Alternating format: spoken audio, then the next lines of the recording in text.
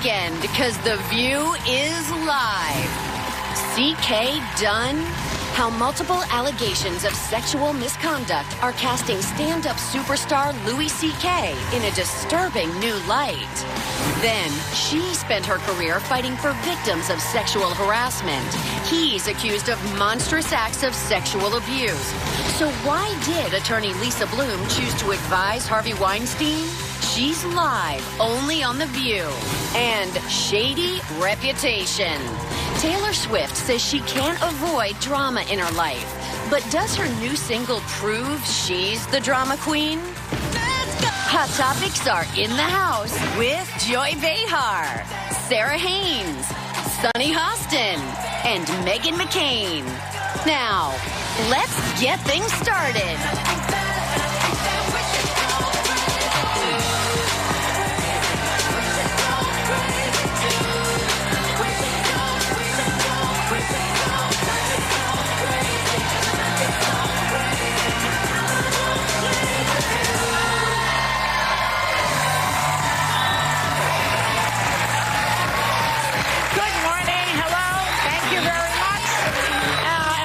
To The View, everybody. TGIF. That sounded like I was waiting for applause. I was not, but thank you anyway. Tomorrow is Veterans Day, and we know we wouldn't have the freedom to sit here if it wasn't for those incredible men and women in our armed forces.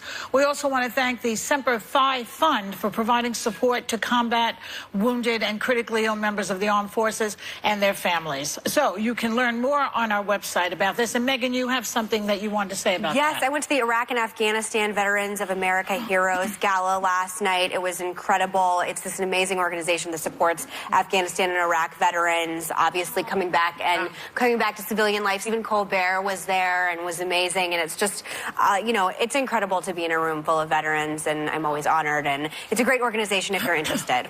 I find those Veterans Day... sorry to interrupt. That's General Petraeus. Oh, okay. Who I like. Oh, General Petraeus. And then my friend Clay Aiken, who is like one of my closest friends. The built-in plus one. Yeah. The Veterans Day parades, I think, are the most touching things you will ever see. Yeah. It's very, very hard to watch those without tearing up. But they're also humbling. Whenever you're in a room of vets, you look around and you're like, what have I done? Yeah. Because these people have done such amazing things. Yeah. It's also the thing that unites the country. I know. Service to the country right here. Well, okay, it's Friday, and another day, another batch of sexual misconduct allegations. Let's start with President Bannon's pick for Alabama U.S. Senator Roy Moore, who is taking over Jeff Sessions' seat, possibly. He's running to take it over. A woman claims that when she was 14 and he was 32, Moore started a relationship with her. He picked her up from around the corner of her house, around the corner, not where her mother could see it.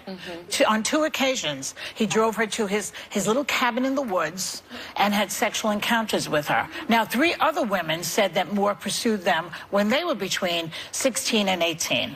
The age of consent in Alabama is 16, I believe. Right, 16. Okay. Meghan, now, your dad, John McCain, who I love right now, he already called... Thank you. Thanks, everyone. You've liked him for a while. She's liked him for a while. I do. I like him very much. And he's already called for Roy Moore to step down. But other politicians, like Mitch McConnell, are saying if it's true, he should drop out. Yeah. First of all, this is many years ago, so there's no way to prove it. You'd have to take the word of 4 young girls. Yeah, not 1, not 2, not 3, but 4. And I think what's so offensive to me is that when he preyed on this 14-year-old girl, her mother was in the courthouse where he was an assistant district attorney, and he told his mother, she shouldn't be in there with you listening to what's going on.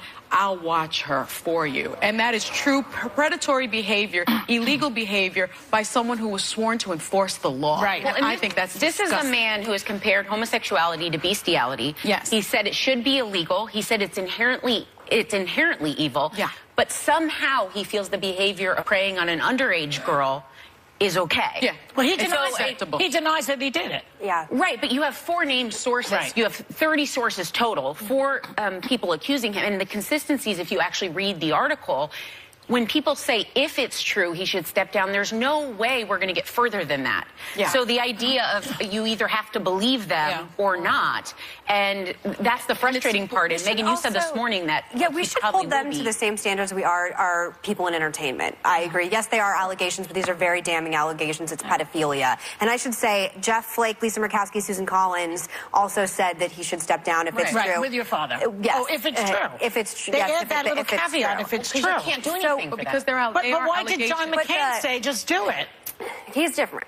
Anyway, but I will say for me last night when I was in my car going to the Heroes Gala when I read all these allegations, and I was in the car with two of my friends, Clay being one of them, and I was like, I can't catch a break as a young Republican. I cannot catch a break with these people. And I went on this rant that I wish I could do on the show and imitate at this point. But when I grew up, I mean, Jack Kemp, Bob Dole, George W. Bush, Condoleezza Rice, the people who made me a conservative and that I was inspired by, they are long gone. And if I had been 14, 15, the age when I really started understanding, like, the conscience of a conservative, started really reading William F. Buckley, if I had seen all these candidates with all this stuff that, like, is mixed up in, you know, sexual deviance behavior, pedophilia, grabbing women in their blank, I would have been like, I'm not even looking at this party right now because I don't want to be associated with this kind of crap. And I think we need to understand that the upcoming voting block of millennials will have more power than baby boomers. And if we don't start winning over young people at the same time, we are doomed. Well, I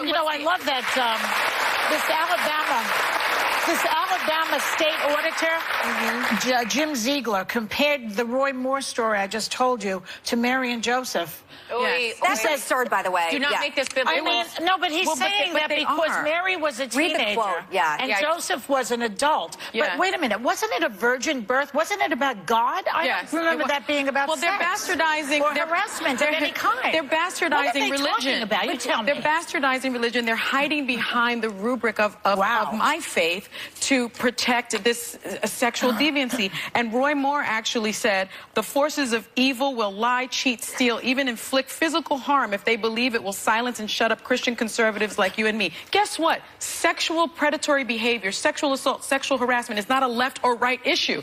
It's an American issue. It's a human issue. It's illegal. It's illegal. Like, it's not a political issue. Right? Is it political?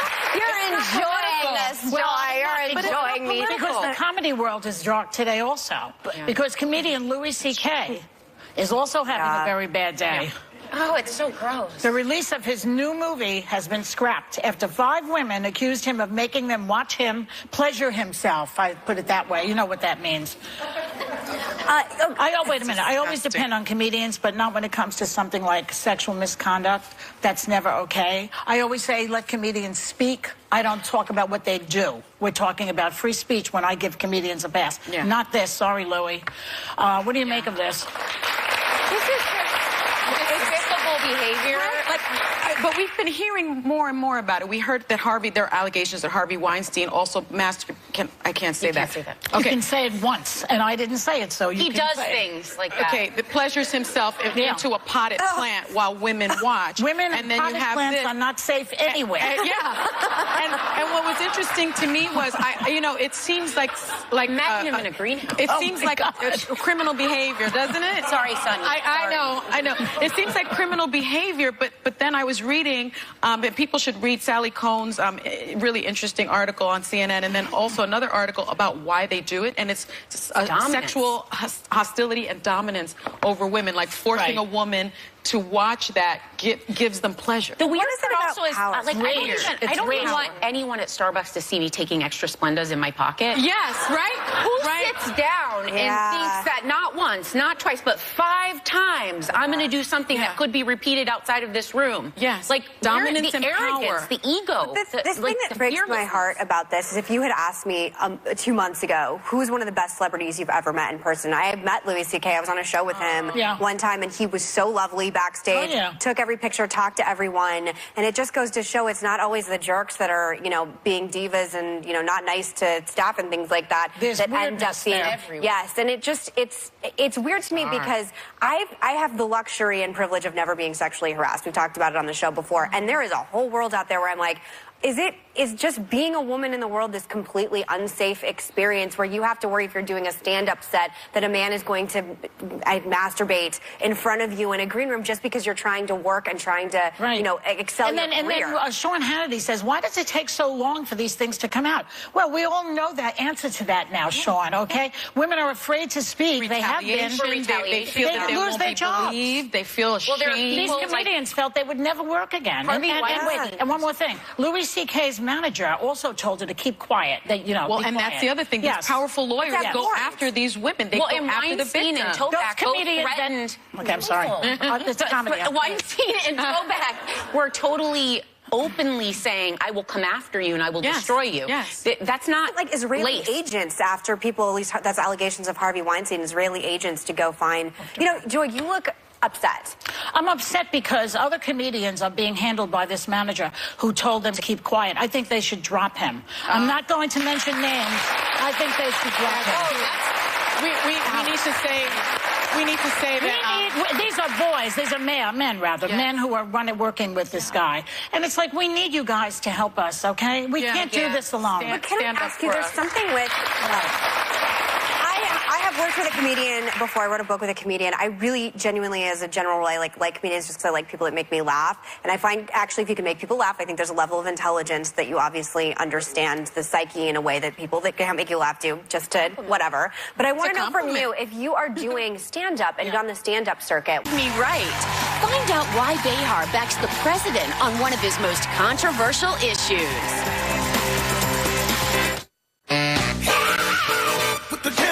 Let's talk about something good. Okay, Monday, we're celebrating Whoopi's birthday. First, Whoopi gives us the inside scoop on her favorite things. Wait, it gets better, wait. Then, Common and Andra Day give us an unforgettable performance. Plus, Blackish star Jennifer Lewis drops by. It's amazing. It's all happening Monday on The View on ABC. Still ahead, a View exclusive. Attorney Lisa Bloom opens up about her decision to advise alleged sex abuser and rapist Harvey Weinstein and what made her walk away.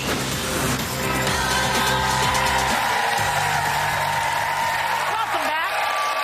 Okay, thank you. I have to clear up two things. One, Louis C.K.'s manager denies that he told these other women this threatening stuff. So, but you know, again, it's he said, it's she said, she said, she said, she said, he said. Yeah. Okay? And then Louis C.K. himself has not commented on the matter as of yet. Right. So we're waiting to hear what he has to say. But you said you had a story. Oh, yeah. I've said it on the air before, but as a comedian, I was in a club. I was not famous. I was barely working. I needed work.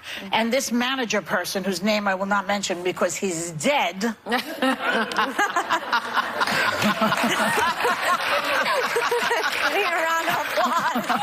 Said to me at the bar at Caroline's Comedy Club, said to me, hey, want to get laid? Oh, God. That's the come on? And I said, yeah, see anybody? Okay. My point being that women comedians will come back at you. Yeah. I mean, these girls were stunned by the masturbatory behavior, of course. Yeah. This is just words. But, you know, even just sexual harassment is hard with a woman like myself who will just, you know, make you look like a fool. Yeah. And that's the whole story. That's it. But if it's horrible. And if you look at the research, it says that men that prey on women and men that prey on other men, they choose their prey very, very carefully. And the hunt is part of it. And it's unlikely that they're going to pick someone that's feisty and that's going to that goes with children also something. in these schools and churches and things. We hear the story. They always sort of pick out a kid who's vulnerable. Yeah, which is horrible. Which is a disgusting when you said, Megan, is it just dangerous being a woman? I think that tide is changing every day.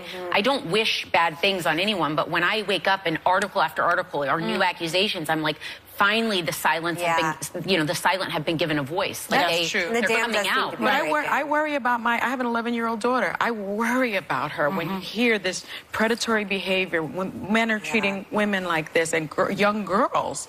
What do we say to our daughters? The irony of it is that you have to toughen her up in a way. Right. And that's the opposite of the way girls are trained. Yeah. Girls are trained to be quiet and be docile and sweet and don't be funny in class. Yeah. Of course not. Not me. Yeah. Not me either. That's not the kind of parents I had for real. I didn't either, Okay, here's is an interesting topic because, speaking of sexual misconduct allegations, there have been long-standing rumors about Trump partying with Russian hookers. Remember this?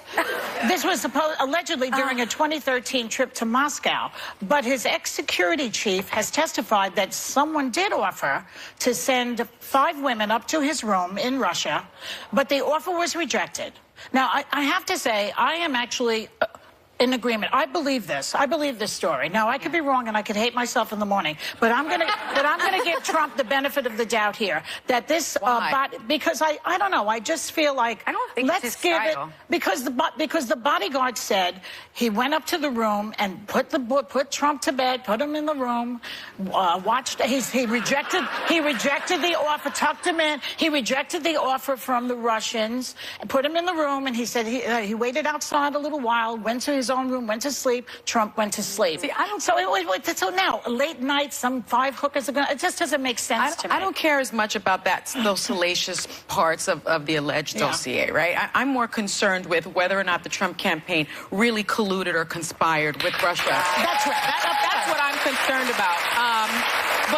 But I will say this, you know, in the law business, in the investigative business, you got to look at the source. And Keith Schiller, he's the ex-Trump security chief, and he also testified. He was also asked about a wide range of issues. He doesn't know anything. He doesn't know about meetings between Trump associates and Russians. He's denied knowledge of many interactions. So he doesn't know anything, even though he was the chief security, the chief of security, but he remembers the 5 Russian hookers. So I'm not buying it. Well, that is memorable. I'm not buying it. I do think that when you're the guy at the door, that incident might stand out more because typically these security guards are watching. If the Kremlin is having a show of people going in and out of the room, I think he should remember that too. I have a psychological theory as a doctor on the panel. Okay. I'm not a doctor. But you do have your internet MD. I do, right. So my theory is that he's more narcissistic, so he wouldn't want someone to just provide something. He wants to come into a room and everything to fall at his feet. So I have a theory that there's a style to this and that people sending things up I mean, he wouldn't like admit, room service is he not wouldn't really admit he had to pay for it. Yeah, there would be no, because what he can do, we've heard about. So, like, he can walk into a room and he'd want to pick it. He'd want to say, look at what I just brought you. I want to ask you a question before we go. Do you think that if this allegation... Got prostitutes in our president. Welcome to Friday, you guys. No. If these allegations... I can't catch a break. I cannot catch... That's No, wait for my question. I'm just wondering what you think about with the fact that if this were true, let's say it turned out there were videotape and we know it's true, do you think his base would turn on him for that? Nope. Okay, we'll be right back. No. Bye.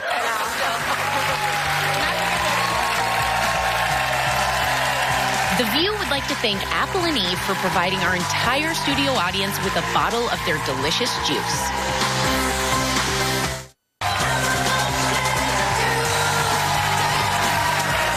Welcome back. So, Taylor Swift dropped her new album Reputation last night, and there's already a raging debate online about whether she's taking shots at Kanye West and her ex Tom Hiddleston in the song Endgame. Here's what she says. She sings, quote, "I swear I don't love the drama. It loves me." But don't songs... I don't know. I'm not familiar with it. She clearly hasn't heard the song. That's her own rendition. You know, she doesn't love the drama. It loves her. I think that when you put yourself out there the way we do, you love the drama. What's the part that she doesn't love? She's notorious for writing about relationships. I feel she has a Meghan McCain scorched earth policy. I relate to that. Well, she jokes she can never go back to someone because she just burns the whole field. That's right. So, like, they all died. They're all dead. Yeah, in a mysterious bus accident, right? But Taylor's kind of the same way. If you date her, you're signing up for a song. You are signing up for you are signing up for a song. That's right. And I don't know. Like I think it's weird that she keeps on doing it because like in one of the songs she says, "And I bury hatchets, but I keep maps of where I put them." That's very dramatic. Yes. Right? You know. Then she says something like, "I've been breaking hearts a long time and toying with them older guys, just playthings for me to use." That's drama too. But they're also saying that she's got it over here for, over here as the Italians goes, I got it over here. She's got it over here for Kanye West. Yes. Isn't it a long time ago? Get over it already. Yeah. I thought they were over it. Back in the song. I don't think they're over it. He has a lyric in her song about how he made her famous, which she took umbrage at the idea of. My thing with Taylor Swift is, I just wanted a different album. I like her. I like good breakup, hardcore breakup songs. Like I said, I'm like a little anger dibbles in there. Yeah, I mean, I love it. But I kind of expected more like as we get older, we evolve and change. And this is a very different. It's not that different than her other ones. She's still stuck in that. She's still enjoying the cycle of drama that keeps following her. But you know what? She's a genius. We're talking about her today, so maybe she's the one that's got it all right. Well, that's what she says. I don't like to pull the drama. Yeah, you do. I think she does. Yeah. Okay. Well, drama loves me too, right. so here's something else. There is a new relationship trend in being monogamish, it's called. And lifestyle website Bustle listed ways you can do it. You can fantasize, you can flirt, you can watch porn, you can vacation at a nude resort. But been there, done that. I was not naked. I've always pointed this out. She met her husband at a nude resort. there's no shame in naked such a long time ago, and he was naked and I was not. So we bring it up a lot. We love to do it. For a man to see me naked, I have to be in his will, okay? So forget that. So monogamish stops short of messing around with another person. Does that sound good to anybody? I mean, it's just fantasizing. No. The other suggestions: go to a sex party. Where you see, with your partner and you're watching get, like, other Evites people. to those? Like, how do you even know they're happening? And take a sex workshop together where you watch people have sex. I mean, that's like the near temptation of sin. You're watching somebody, they look really good, you know, all this stuff is going on, and then maybe you don't leave with each other. As long as it's legal and consensual, I don't care. Like, that's my rule in life in general. You do you. If you're dressing up and going and role-playing and doing whatever, I don't care. Legal and consensual. You added some. Go crazy. Yeah, but wait a second. Didn't your mother-in-law tweet something? So I'm new here. I'm getting used to the show, obviously, and talking about sex is not my favorite, most comfortable thing to do because I know both my mother and my mother-in-law watch it. So we were talking about sex earlier on in the week, and she sent me a text message during the show where she said, and I think I have it, she said, love you, heart emoji, sex is a great part of a happy marriage, boom emoji, right there. And I said, they forced us to talk about it, meaning me, I'm being forced to talk about sex in a different way. And she said, don't be, it's fine. One of God's good gifts, and Whoopi is right, keep the kids out of the bedroom. So thank you very much. That's right. That's humiliated. I'm humiliated, but I feel a little better about talking about sex because my mother-in-law is okay. And that's one cool mother-in-law, man. Two booms. I know. Boom. Yes. And you know what? That is, tell your mother-in-law, that's the reason that we all yell, oh, God, at the end of it. Right? We'll be right back.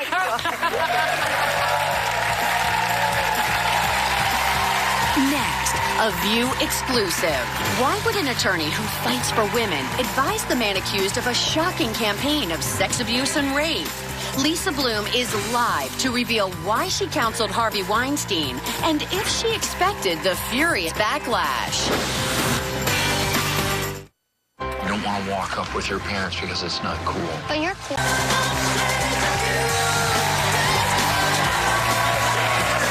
Bloom has spent her entire career defending women against high-profile alleged harassers like Bill Cosby and Bill O'Reilly. So a lot of people were shocked that after Harvey Weinstein was accused of decades of sexual misconduct, she decided to represent him. She has since resigned from his legal team and is here exclusively to tell us why. Please welcome my friend, Lisa Bloom. Okay. Thank you, Lisa. We've known each other for a very long time. Yes. And I know that you've spent your entire career championing women's rights. I was surprised when you decided to represent Harvey Weinstein. Tell us why. Well, that is the question a lot of people are asking. Yeah. And I have to preface it by saying that I have to abide by the law, which requires me to keep client confidences even when it's a former client. Mm-hmm. And I also am not allowed to do anything that could undermine a former client's current legal matters. Yes. But I think I can talk about some things that are in the public record. And when I was representing him as an advisor, the allegations were about words. It was verbal conduct. That was the initial New York Times story. Yes.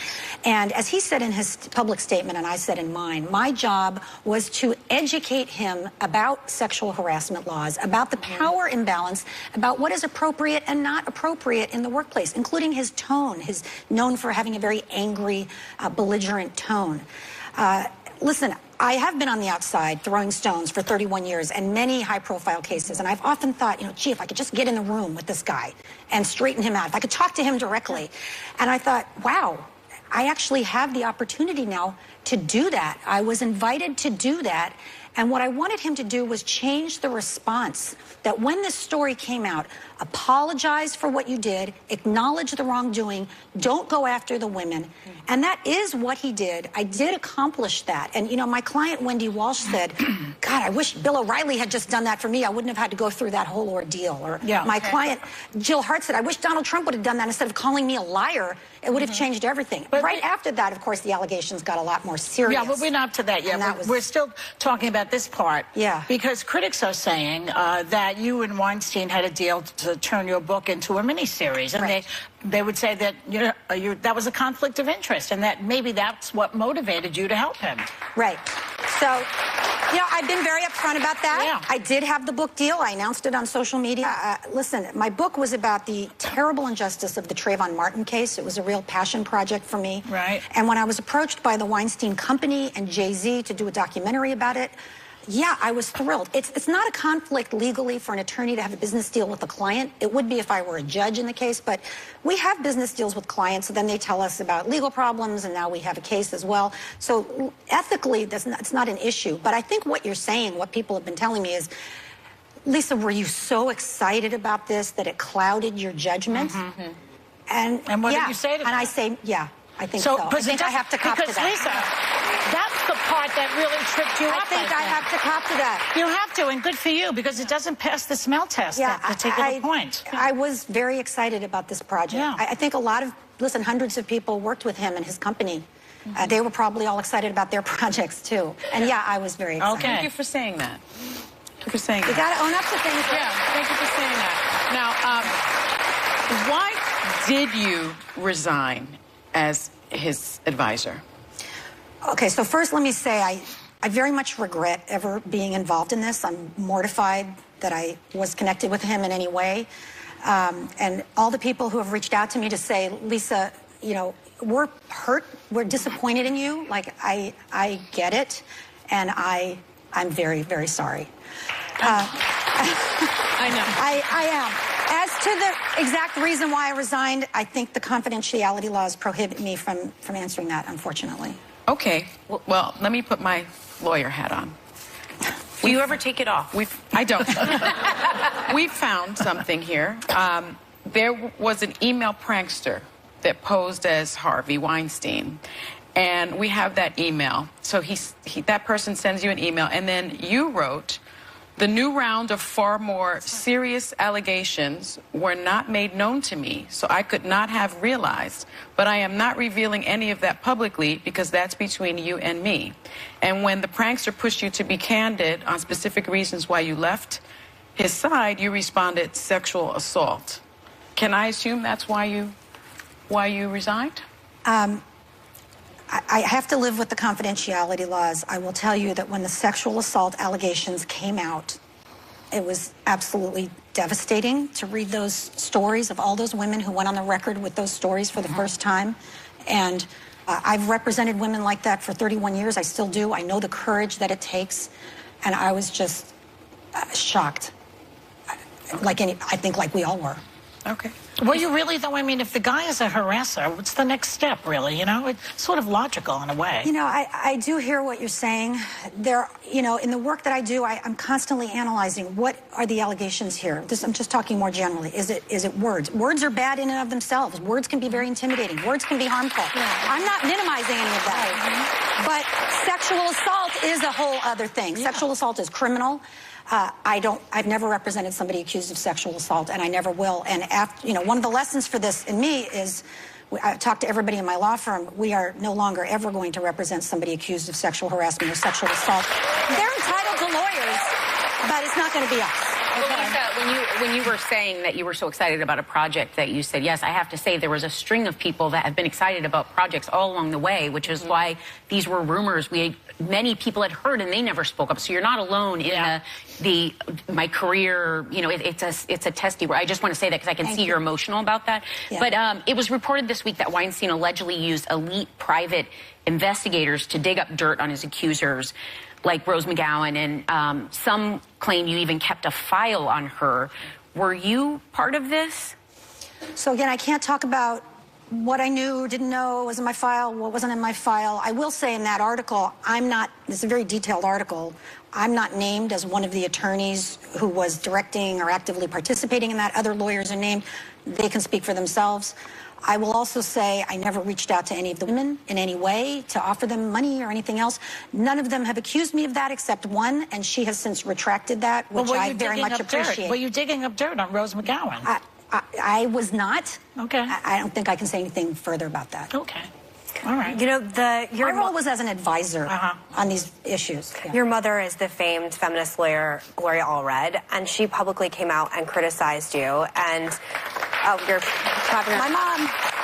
I have a famous parent. If one of my parents did that, I think it would break me to no end, because there's something about doing something about your parents and children publicly that I think would just kill me. How did you react to that, and are you guys talking?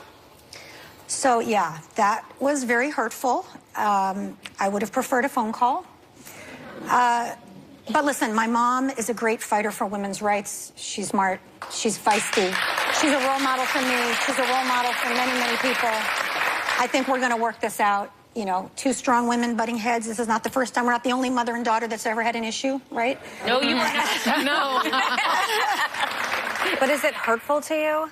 Yeah, of course it's hurtful. Yeah, it's hurtful. But I'm also, listen, over the years we've had issues. We've always worked them out. We're going to work this out. Yeah. Right? We're going to work it out. All right. You've gotten also... Yeah, you've also gotten a lot of hate mail and cyberbullying. I mean, how are you dealing with that as well? So I've always gotten a lot of hate because I've always done a lot of controversial cases. But this round has been overwhelming and devastating, and the death threats and the rape threats You've and how we're constantly and how they're going to kill me and how they're going to rape me, and it's and the blogs with all the lies about me I can't respond to because of the confidentiality. And there was a point a few weeks ago where I was really in a free fall, and my husband caught me and has been there for me. And you know, one of the things I have learned is that my daughter was there for me, my son was there for me, my foster son, my friends, my clients, like they rallied around me and showered me with love that I hope one day to deserve, and to be there for people like that. If you know anybody who's in the middle of a hate storm, just give them as much love as you can. That's the only way to get through it.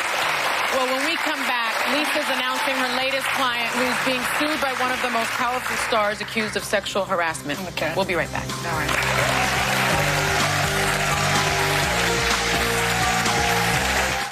And only place to get exclusive and really awesome deals on some of my favorite things. On The View, of course, because we've partnered with vendors to bring you the View Your Deal Oprah Edition. Trust me, you're going to love them. Tuesday. That's why they're my favorite things. Only on The View. Think of the happy. We're back with Lisa Bloom. So, Lisa, thank you for being here. And I think we all want to know what type of work you're doing to help victims of sexual assault moving forward. Well, 99% of my cases are and have always been on behalf of victims. And I'm continuing to do those cases. We've won 3 big sexual harassment victories just in the last month, the big domestic violence case in Houston. And I would love to tell you about a new case that I'm very excited about. So you may have heard that Bill O'Reilly recently sued a man for $5 million for one Facebook post. That man's name is Michael Panter. He's here today, and I'm very proud to represent him. So I think he thought that Michael would just roll over and die. This is very much a David and Goliath case, but Michael has been standing with the women. His Facebook post was about supporting the women in the Me Too campaign. Laws and NDAs be changed so that they don't silence victims in the future, Tell because them that's what a big NDA is. problem. Yeah, The non-disclosure agreement. Yes, so Non-disclosure, let's harness the energy right now. It's such an exciting time. So many brave women are coming forward. Here's what I would like to see. Longer time periods to file sexual harassment cases. Where I practice, it's generally 1 year, far too short. For these confidentiality agreements, let's put an expiration date on them, 5 years. If the accuser wants to speak out, let's let her do that. Let's require companies to keep records of sexual harassers. A lot of times they destroy them. Let's have those records follow him job to job. And most importantly, aren't we tired of seeing these guys get huge payouts like Roger Ailes walks away with $40 million? If you have sexually harassed multiple women and you're fired as a result, the law should say you walk away with nothing. I agree. I agree. Before we let you go, you did some crisis management for Kathy Griffin recently during the Trump photo scandal, and she says you made her do a press conference that made everything worse, and in a recent viral video rant, even accused you of giving her personal number to TMZ. Well, what's your response to all of this? Of course, I never gave out any client's phone number to anyone. You only have 30 seconds. Listen, I'm in good company. Kathy has gone after a lot of people recently. Anderson Cooper, Andy Cohen, Harvey Levin. I think she's one of our funniest comics. I wish her the best. I have a perfect bar record after 31 years of practicing law. I have a 10.0 rating on the biggest lawyer rating site. Most of my clients are very, very happy. And I think Kathy is terrific. I wish her the best. Our thanks to Lisa Bloom. You can go to our website to hear Lisa's top 5 tips for women dealing with sexual harassment. We'll be right back.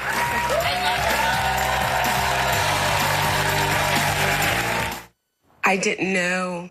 We don't have a lot of time, but you're going to a wedding this weekend? I'm going to a wedding this weekend. Who's getting married? My friends Pierre and Teresa in New Hope, Pennsylvania, and I'm so excited for them. Oh, that's nice. exciting. Doing anything interesting? Oh, I'm really excited to see my dad. I'm going to DC to see my parents. Yeah, I will. Thank Let you. me say, have a great day, everyone. Take a little time to enjoy the view, and we'll see you Monday. When it comes to getting the best services for your home, it's important to